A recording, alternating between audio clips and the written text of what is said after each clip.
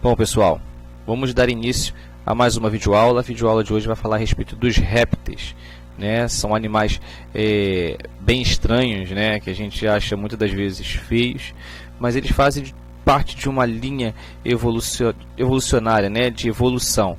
Nós vimos primeiro os peixes, depois vimos os anfíbios e agora vamos estudar os répteis. Vamos entender a grande participação desses seres nessa linha, tá, de evolução.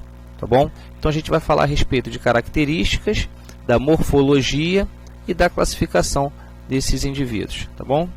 Vamos ver. Então os répteis, né? Características gerais: grupo vertebrado que conquistou definitivamente o ambiente terrestre, pele seca e grossa, ovos com casca. Então essas duas características aqui foram determinantes para esse grande passo que eles deram, tá? A gente viu ali os peixes, né? Tem até aquela musiquinha, como pode um peixe vivo viver fora da água fria, né? O peixe não vive fora da água fria. E aí a gente estudou os anfíbios. Sim, os anfíbios conseguem viver fora da água fria, porém eles precisam viver bem próximos, né? Eles fazem a respiração cutânea, eles precisam dessa necessidade da reprodução, né? De colocar seus ovos e espermatozoides na água. Porém, tá? Com o surgimento dos répteis, essas condições e necessidades elas desaparecem, tá? Por quê? Tá? Os répteis adquirem uma respiração 100% pulmonar, não necessitando mais estar com a pele molhada, né? Úmida. Muito, né? Isso também se deve a essa pele seca e grossa, né? Com uma substância chamada queratinizada, né? Com queratina. Então isso dá uma possibilidade de conquistar novos espaços, tá? Foi o que ocorreu apenas com os répteis, começou a ocorrer com os répteis. E uma outra característica também, né? Ovo com casca, essa casca dura, né? De cálcio, que evita a desidratação, tá? Do indivíduo que está ali em processo de formação. O nome, né? Réptil se dirige a que rasteja, e a gente sabe que todos os répteis se rastejam. É claro que alguns têm a capacidade de elevar o seu corpo um pouquinho acima do chão, né? Mas ainda assim eles são animais que andam muito próximos ao solo. Aí a gente vê, né, mais características: pele seca e grossa, como eu mencionei, né, queratina, né, queratinizada, é uma pele hipermeável, ou seja, impede a passagem da água do meio externo para o meio interno, tá? E escamas e placas ósseas, aí vai depender, tá? Os escamados, a gente vai ver na classe dos escamados, eles possuem escamas sobrepostas, que pode ser, sim, bem parecida, né? Como se fosse uma garantia, né? Aquilo que eles conquistaram dos seus antepassados, os peixes, por exemplo, tá? E alguns possuem placas ósseas, a gente vai falar dessas placas, tá? Que são determinantes para um determinado grupo desses répteis. E alguns exercem muda, né? Seria a troca da pele. No meu caso da cobra, tá? Tá bem claro aqui. Ela faz a muda, a troca dessa pele, tá bom? São animais pecilotérmicos, né? Ou ectotérmicos. Eles precisam da temperatura do ambiente para regular a temperatura do seu corpo, tá? Eles não possuem uma temperatura estabilizada, tá legal? Cerca de 7.000 espécies conhecidas no mundo, 240 espécies na Amazônia até hoje, tá? É claro que a cada ano que passa, sempre se descobre uma nova espécie, então quer dizer, é capaz desse número aumentar. Eles são classificados em quelônios, crocodilianos e escamosos ou escamados, tá? Então a gente tem três classes distintas aqui para esse mesmo tipo de indivíduos, né? De vertebrados. Então a gente começa falando dos quelônios, né? Os quelônios são aqueles que a gente tem o hábito de chamar de tartaruga, né? Viu que tem uma carapaça, né? Tem uma casca dura em cima e uma casca dura embaixo. Ah, isso aí é tartaruga. Não, não é, tá? Então os quelônios, eles são divididos em três grandes grupos, né? A gente tem as tartarugas, os jabutis e os cágados, tá? As tartarugas, elas têm vida marinha. Sim, elas vivem no mar, são exclusivamente marinhas, retornando à terra apenas para colocar os seus ovos, tá? Então elas têm quase que 100% uma vida marinha, só retornam, né, ao solo para fazer a postura dos seus ovos. A gente tem o jabuti, tá? O jabuti ele é 100% terrestre, ele não vive nem na água doce nem na água salgada. Ele é sim um animal, um réptil 100% terrestre, tá? Alguns são bem grandes, tá? Podendo chegar aí a 4 metros de comprimento. E a gente tem os cágados, né? Os cágados eles possuem uma nadadeira adaptada também, ao nado, né? Possuem patas adaptadas em nadadeiras, só que vivem em água doce, tá? Então eles vivem no misto de solo, né? De terra e água, mas aí no caso água doce. E o que esses animais têm em características de comum em comum, né? Eles possuem um casco que a gente chama de carapaça, tá? E o plastrão, que também é um casco, mas de menor, vamos dizer assim, rigidez na parte ventral, na parte de baixo, tá? Então na parte dorsal possui um casco e na parte ventral também. A gente fala agora dos crocodilianos, né? Que, como o próprio nome já diz, são os crocodilos. E aí a gente pega crocodilos, né? O jacaré e o gavial, né, que é bem pouco conhecido o gavial. Então, quando a gente fala dos crocodilianos, a gente sempre está falando do jacaré e crocodilo, tá?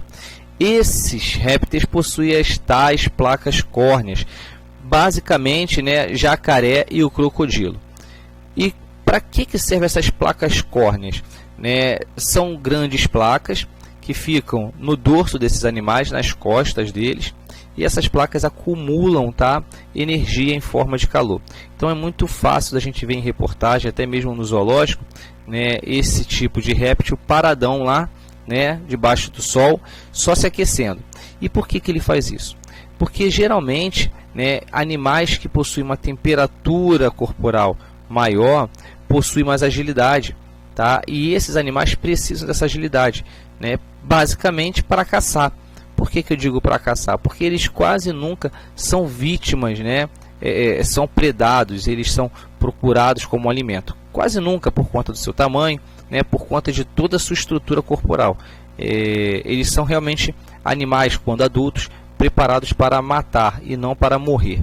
Tá? Então, essas placas elas vão acumular essa energia em forma de calor e vão dar agilidade a eles, principalmente à noite, tá? Que é quando eles têm o hábito de sair para se alimentar, tá bom? E aí o habitat, né, são pântanos, rios e mares, tá?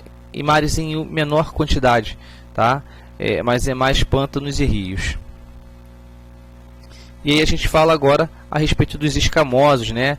São as cobras, as serpentes, que também são répteis, totalmente rastejantes. E aí tem um pequeno grupo aqui, né, da iguana, que são tetrápodes, e da largatixa, que também são classificados como os escamosos, tá? Alguns são venenosos, né? Esses venenos eles podem ser de dois tipos, tá? Pode ser o venenoso peçonhento, que é aquele que morde e inocula, ou seja, introduz o seu veneno, tá, na sua vítima.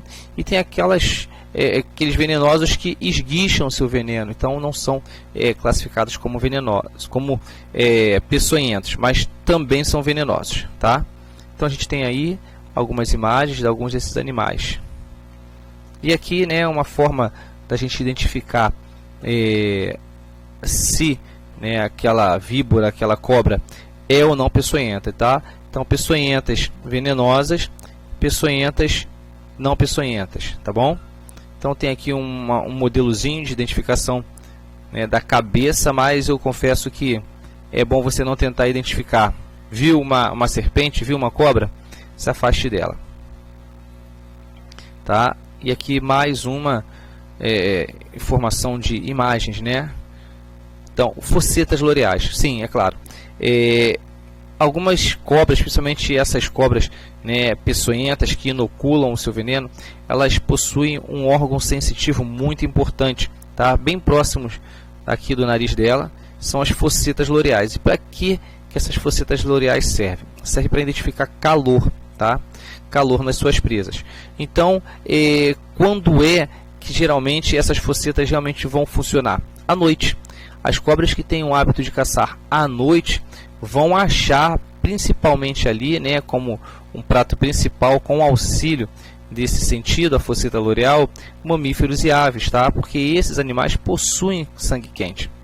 Ela não vai, com certeza, encontrar um anfíbio com a ajuda dessa fossa loreal, porque o anfíbio tem sangue frio, ela não vai encontrar um outro réptil para se alimentar, vai passar desapercebido se depender dessa estrutura, tá? Da fossa loreal, porque essa fossa loreal só dá a ideia de corpos mais aquecidos do que o ambiente onde ela esteja, tá? Porém, é uma característica muito desenvolvida, tá? E com capacidades que colocam esses animais um pouquinho à frente, tá bom? A gente fala da nutrição e digestão, né? Eles são carnívoros, sistema digestório completo. Por que completo? Porque começa na boca e termina no ânus. Não seria bem o ânus, né? Seria uma cloaca. E por que cloaca? Porque por esse mesmo orifício eles também se acasalam, né? Possuem fecundação interna, tá? E essa fecundação interna pode ser, né? O desenvolvimento pode ser de tipos diversos. A gente vai ver aqui. Então tem aqui, né, um desenho onde mostra aqui, né, alguns sistemas, né? Pulmão, tá? Tem aqui o coração. A gente tem, né, o tubo digestivo, né, composto aqui, ó, estômago, intestino delgado, intestino grosso, tá bom? Então, basicamente, todos os órgãos vitais que um ser vivo mais evoluído precisa ter. A gente já viu, né, a respiração é 100% pulmonar, tá? E por conta disso também ganhou, né, a conquista de novos espaços. A circulação, né, o sangue. Alguns apresentam, a grande maioria apresenta coração dividido em 3 cavidades, 2 átrios e um ventrículo. E os crocodilos, apenas os crocodilos, possuem coração dividido em 4 partes, 2 átrios e 2 ventrículos, tá? Só que não é uma divisão completa. Há sim ainda a mistura de sangue venoso com sangue arterial. E aí, por conta disso, a gente diz que a circulação é fechada, porque só corre dentro de vasos e veias. É dupla, porque não há mistura, né, de sangue nos vasos. E é incompleta, porque ocorre em alguns casos a mistura de sangue venoso com sangue arterial no coração. Tá bom? Os órgãos sensoriais, né? Visão, audição, olfato e paladar. As glândulas lacrimais, que auxiliam, né, no ressecamento dos olhos. E a fossa loreal, tá? Que é um órgão sensorial que identifica calor. Essa não é uma característica para todas, tá? Mas principalmente para as cobras peçonhentas. E a reprodução, como eu mencionei, né, é uma fecundação interna. O macho, né, ele coloca a sua estrutura reprodutora no interior da fêmea, liberando no interior dela os espermatozoides que atingirão os seus óvulos e aí gerarão ovos férteis, né? Alguns são ovíparos, tá? Ovo com casca rígida, e o vitelo, que é o alimento desse embrião, porque essa casca dura vai impedir o acesso, vamos dizer, à comida durante seu desenvolvimento, tá bom? E aqui uma foto da tartaruga colocando seus ovos. E aí uma outra imagem, né, depois da postura dos ovos e passados alguns dias, as tartarugas voltando para o mar. Uma outra informação muito importante: o que vai determinar o sexo desses filhotes é a temperatura no ambiente aonde esses ovos forem colocados. Como assim? Bom, a uma temperatura de até 27 graus, esses ovos nascerão fêmeas. Uma temperatura a partir de 30 graus, esses ovos nascerão machos. Isso quer dizer o quê? Que modificações no ambiente aonde esses animais vão colocar os seus ovos pode determinar que só nascerá fêmea ou só nascerá macho. E se caso isso ocorra, a espécie pode estar muito próxima da extinção, porque eles não conseguem se reproduzir sozinhos, tá? Então a temperatura, o cuidado do ambiente aonde esses animais costumam fazer esse processo reprodutivo é muito importante. Alguns são ovivíparos, né? Ovo com casca mais fina. Algumas serpentes, né, elas são ovovivíparos e os ovos eclodem dentro do ventre, né, vamos dizer assim, da barriga da fêmea, e ali um filhote acaba comendo o outro, só nascendo um, tá? Então são classificados como ovovivíparos. E poucos são vivíparos, tá bom? Então temos aqui filhote de tartaruga marinha saindo do ovo e filhote de cobra também saindo do ovo. Bom, pessoal, a gente termina aqui, né, o estudo de répteis. Foi importante a gente mencionar essas características evolutivas, tá? Gravem isso, leiam o capítulo de vocês, anotem as dúvidas, tá? E resolvam as atividades do capítulo também. Caso tenha alguma dúvida com relação aos exercícios do capítulo, nós iremos corrigir na próxima aula de correção dos exercícios, tá legal?